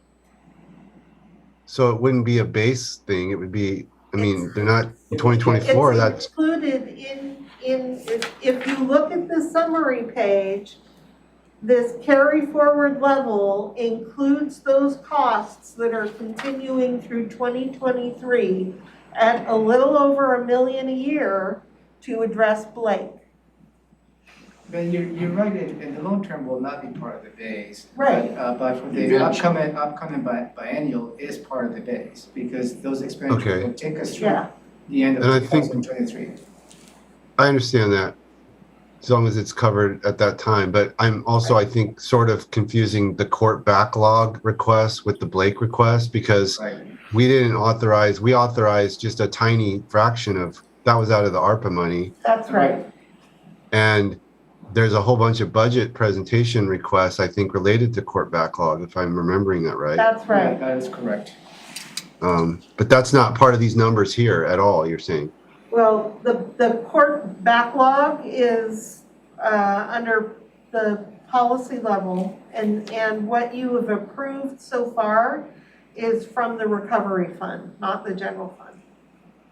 What we're talking about here is, This is all general fund, 100% general fund. and $4.2 million is on LFOs? Yeah, you will recall that the clerk estimated that the amount, the upper limit, now it is the upper limit, and you can debate with the clerk whether or not they'll pay out that much, but the $6 million in LFO payments. Well, what about okay, so because the admin, and that's meaning that the staffing is what we said was, that's what you're calling that admin, and that goes in, that's already in there. Yes. In So those numbers we've were, got when we go through the policy level stuff, we have pulled Blake out to have a separate conversation about where you would like to go with Blake. All right, more to come then, thank you. Yep, that's a policy level, that's not a maintenance level discussion. All right? Grants, other questions about so we will grants? see a thumbs up on the grants. Sure. Yep, great. All right, the last one for today, we can wrap up for today and we can all take the afternoon. Is technical items and transfers. And these are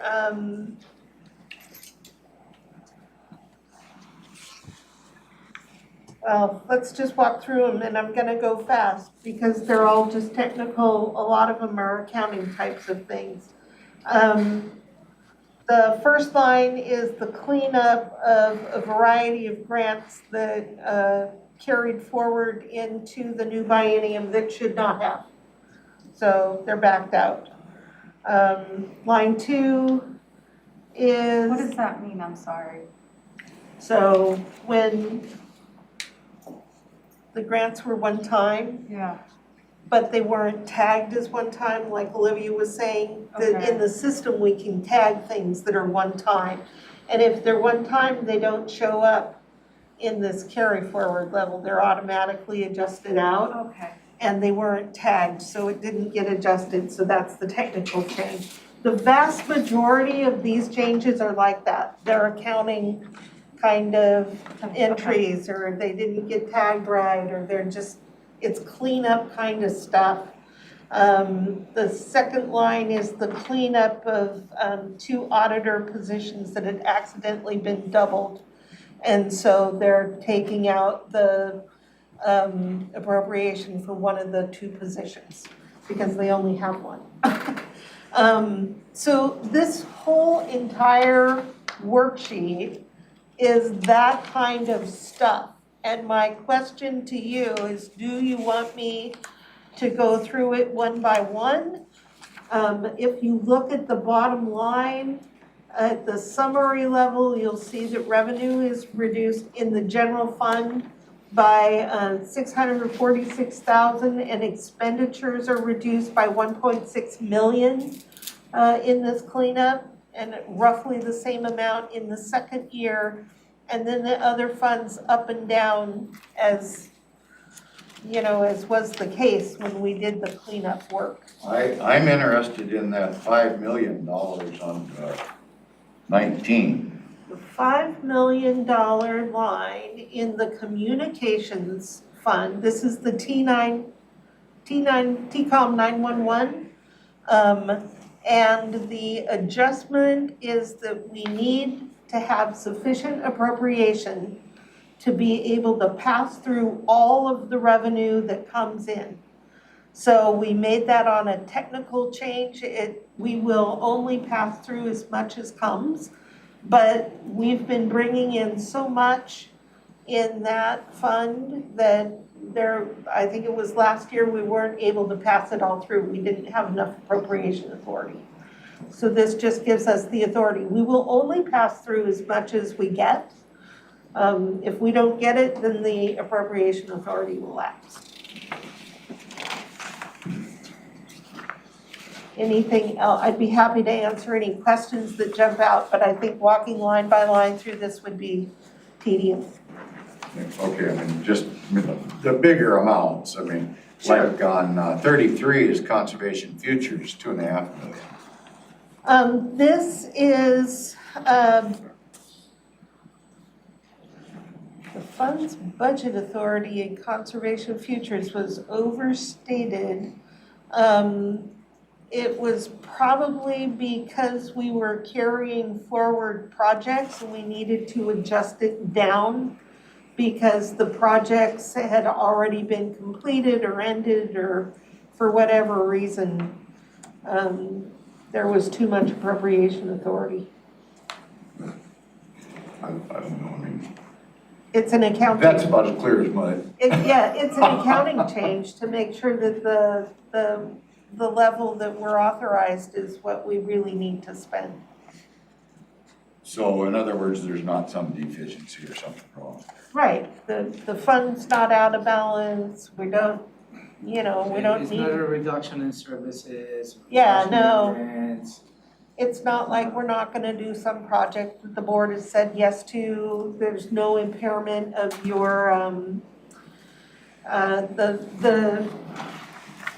there's still 500,000 reserved for the program that you just heard the projects on yesterday. There's still 500,000 to pay for the HCP obligation. There's sufficient money to add the $1 million, should you choose to do so, to buy preservation land up front. It doesn't change the fund balance, it just adjusts the appropriation authority. Okay, then how about, let's go to page 5, your last page on that. Yep. And your grand totals, so we've got 3.5 million, or because we're having less in expenditures, we've got 4 million? In The what? bottom line, grand totals. That includes all funds, right? Yeah. Yeah. Across all the funds. Yeah, It just, in revenue, yeah, it reflects the increase of 3.5 million in revenue across all the funds. Yeah. That was just technical. and then on the expenditure side, you're doing 633,000 less. Less. So, overall. so we got 400, I mean, we got 4 point something million. And remember, In total. the majority Across all is the funds. TCOM 911. Yeah, That's 5 the million in majority. the one. Okay, And if you see down, if you look at the overall report, right, the communications, yeah, that's the major player on the higher revenue. Most of the other stuff is adjusting down. okay, It's just to ensure that the amounts that are in the system reflect what the board is authorizing. So thumbs up to the technical, mhm. and we're done for today. Well, can we ask a revenue question? Can we got a little time? Sure, No? yeah, you've got a lot of time. The program that we're working with on broadband expansion countywide, what do we have, what did we set aside out of that CARES money, 10 million, 5 million? 5 million. 5 million, and we obligated 500, half here, the other day Mhm. to work with the tribe on their project. What's the dollar amount that we get from Comcast? It's over $1 million that goes into the general fund right now. About 1.8 million, 1.8 million. roughly. So are we also going to get, because the tribe's putting in internet capability, broadband. But along with that, as I think they're gonna be partnering with Wave or something like that, that's another company. Okay, Wave is gonna be putting in TV service, for an example. Internet Yeah, but access.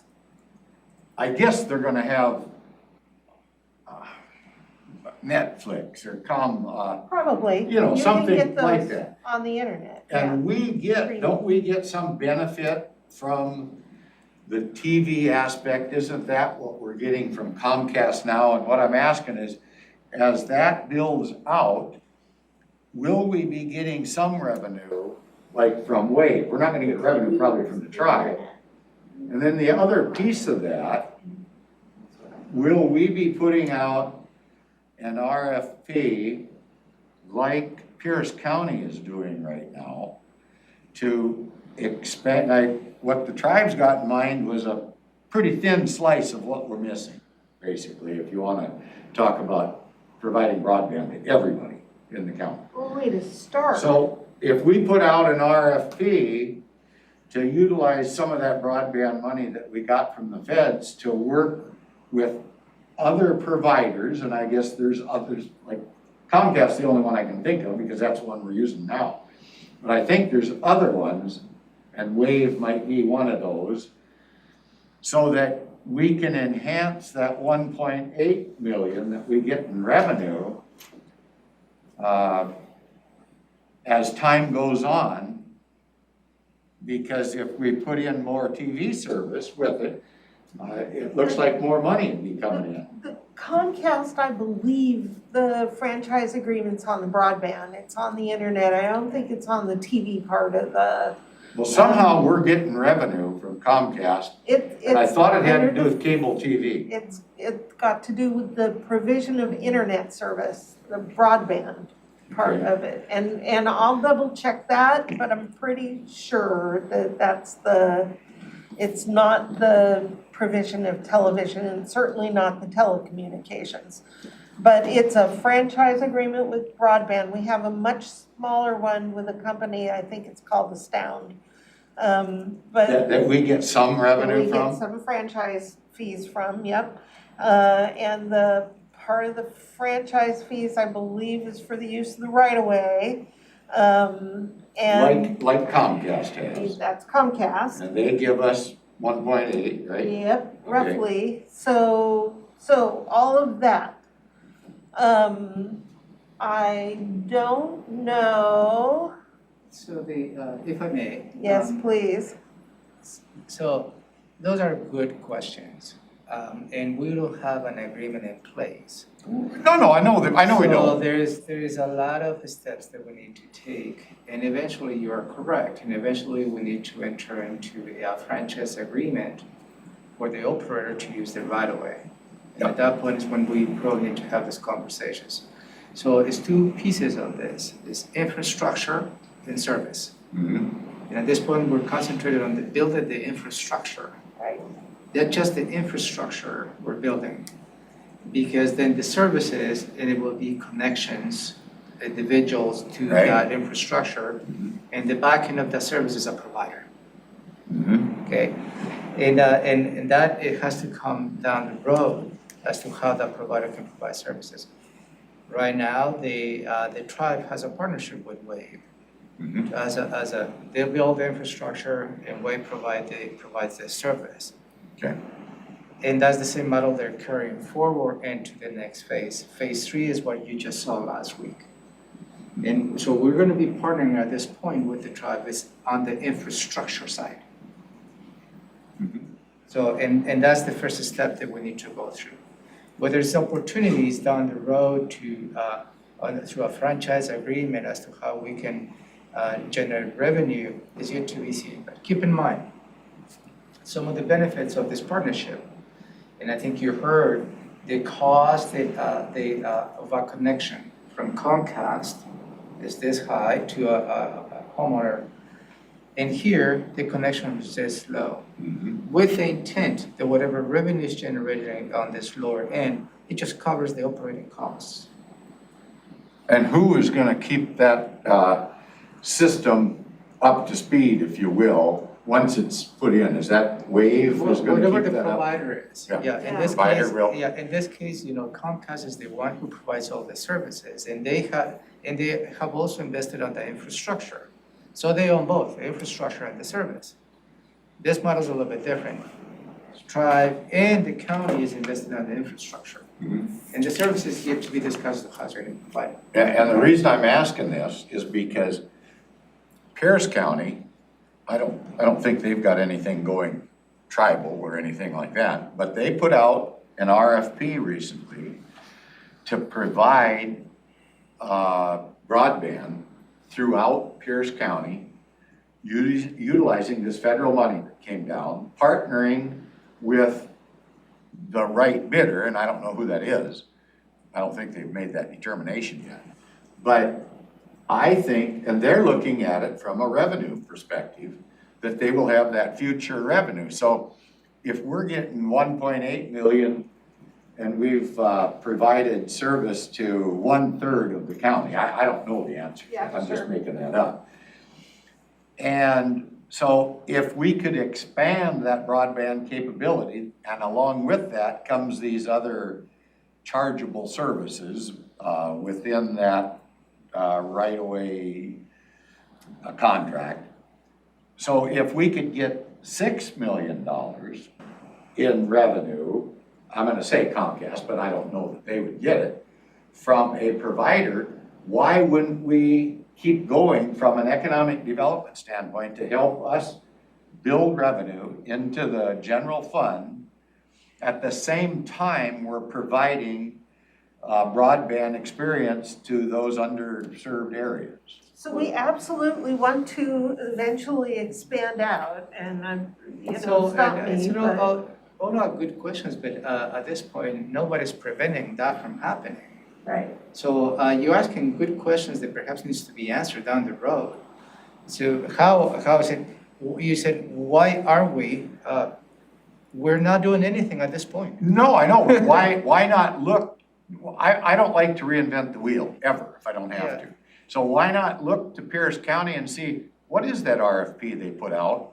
What do they expect out of it? What does that look like for generating funds? Then what you ask us to do is to walk away from the partnership from this quality tribe. No, I want, not at all walking away from that So partnership. the thing you saw in the tribal plan, you saw the next step. What you haven't seen is the next 10 steps after that. We're not gonna stop in the Rochester Grand Mound area. We need to push that broadband out throughout the county. I know that, but what Right. I'm looking for is, we've agreed to work with them for this area down to Chehalis tribe, and off to the sides and all that. But I wanna look towards getting revenue, if possible, into our general fund. We're getting 1.8 million now, I wanna get 6 million in a couple of years. So let me address the franchise piece Okay. of your question, and the provision of broadband service. So Romero's absolutely right. We're gonna partner with the tribe to build the infrastructure, and they've got to deal with a company to provide the internet service. And the internet service is probably, I'm gonna double check this, but I think the internet service is what we do a franchise fee on if they use our right of way. Yes, So, if there is an instance where they're gonna use the right of way, then we will enter into negotiation to do a franchise agreement with that provider. What you do need to bear in mind though, is we're using recovery fund money to build the infrastructure. And part of the requirement of that funding is that the provision of broadband services to unserved and underserved communities must be shown to be affordable rates. Comcast is not considered affordable. And one of the attractive things about Waves is they're saying that they will provide decent internet service, not the old plug-in and dial-up kind, but decent broadband at speeds where Comcast, for a comparable level of service, is 2 to 3 times the cost. Oh, So okay. it's a affordable rate. Our franchise agreement with them is in part, and Megan probably knows more about this than I do, but Mr. Feldman could fill you in. But the part of the franchise agreement takes into consideration the revenue, and this company's revenue is going to be rather low. Anything that we enter into an agreement to use the infrastructure that we create using the federal money that we've got or that comes through the state of Washington is not going to generate the level of franchise fees that Comcast And does. also fundamentally, if I may, what is the business model? Aside from the constraints that we have, what is the business model? We want to partner with Inisqually or ourselves. Is it really the point of provide services and affordable services to the residents of Thurston County they don't have? Or the business model is to generate revenue, which their fees will increase? Okay, here's the So, deal. and so that's a philosophical, fundamental conversation that you need to have is the role of the county to provide affordable broadband services to those individuals in the county who do not have access now versus using this as an opportunity to generate revenue, which the end user is gonna pay more. Okay, well, here's the deal. Pierce County is using the same federal money that we've got. They're going out on an RFP with a provider. Right? Along with that, the provider is gonna provide, I'm just gonna say TV service. Internet service, Yeah, but it isn't, but the line has to be put in place. right? Then the TV provider, because I guess that's what you can charge on. No, the broadband service, Or you can charge for the that's broadband? all you can charge for. Well, okay, maybe I've got it mixed up. But it's my understanding that you can use the federal money in conjunction with a private partnership to provide the service. And at the same time, the private portion of that, as the ditch is being dug, they throw their cable in as it goes along. And then they sell an option for a service, which in turn, we get revenue. Very similar to I'm talking about the 1.8, Right. but I want to enhance that revenue to 6. That revenue, it's not as simple as if the line's in per service, we get it's all negotiated, the franchise fees. We just Yeah. paid a lot of money to a national expert to negotiate on our behalf what the franchise and peg fees were from Comcast. That's the attorney out of Colorado or something. Yep. Yeah, I'm not questioning all that. I'm So- just saying, let's look at what Pierce County is doing because it looks like they've got a revenue model going that's gonna produce revenue as well as provide the service. We will definitely look Yeah, at Pierce we'll County. look at it, and based on what I'm hearing is Pierce County is going to an RFP to provide infrastructure and service. I don't know. That's what, I private- understand how you describe it. But if we want to divorce ourselves from the Nisqually tribe, then we can exercise the same model. No, I'm not saying do that. Well, I that's think what we you ought to are. stay. Well, that's what we're trying to do, is build infrastructure at this point. Yeah. And then work on the services behind it. Yeah, but I wanna get revenue in there as well. Well, it seems like we're talking in circles, with all due respect, Commissioner. Okay, well, They- let's go to Pierce County and ask them what they're doing Let's look at Pierce and find County. out. Sure. And, cause I'm not the one to talk about technology, I can't even turn a computer on. Right, But I think it's worth looking at if we have an opportunity to bring in another $6 million or and 2 we million. won't, because there's a reason those communities are underserved and unserved. There's not a business model that's You will not be able attractive to to generate Comcast. $6 million, just Well, think I'm about just, this. I don't know if it's, So, Yeah. $100,000. And that's what I'm $1,000. saying, the affordable rates will generate very little franchise fees. well, I think people can still get the We'll way get I some, see it, they can get the, we'll tele. get some, we will get some from Waves, if that's the vendor. Yeah, When they use our right of way, we will Okay. get some franchise But we fee. we It's cannot not expect, gonna we be cannot 6 expect million.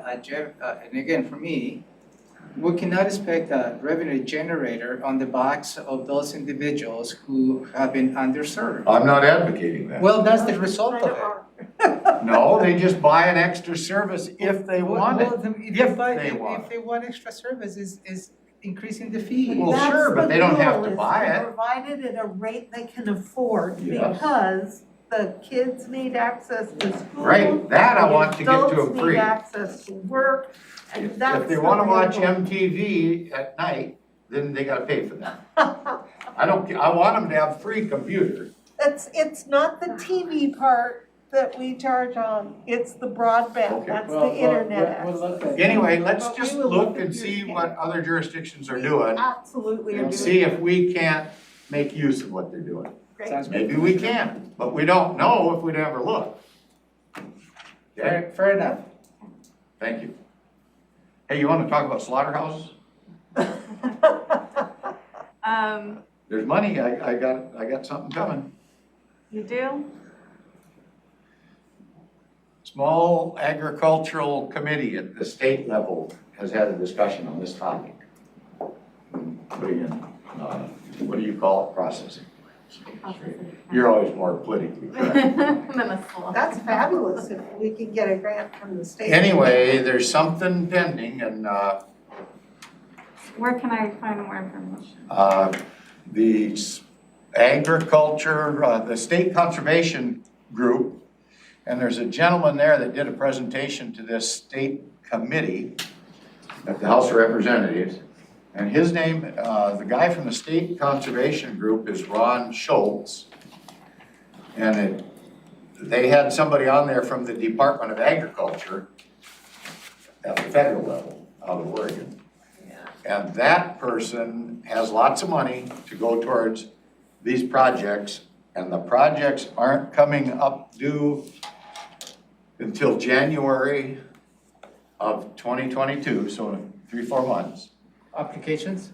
Yeah, the application process goes in, and if you get ahead of the line by getting things ready ahead of time, you're more likely to get some help. Shovel-ready department. projects are Yes, always that's given right. preference. So there's something coming, and I don't know, maybe Steve Bromwell could, look at it or Yeah. something. But I really think there sounds like there was, and she said it's a lot of money coming through the Department of Agriculture, federal, USDA stuff. Oh, that'd be great.